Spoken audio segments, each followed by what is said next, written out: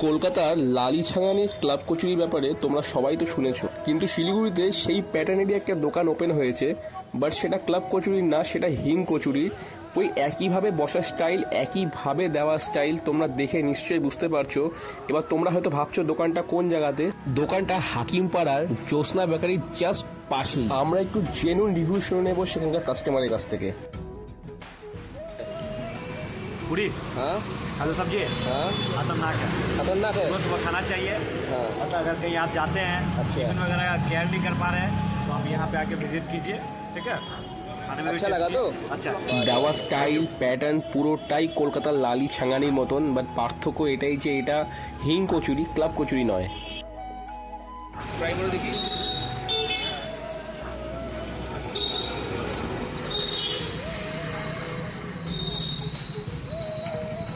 সকাল 9টা থেকে দুপুর 12টা অবধি বিক্রি হয়। একবার অবশ্যই ট্রাই করো, আশা করি ভালো লাগবে।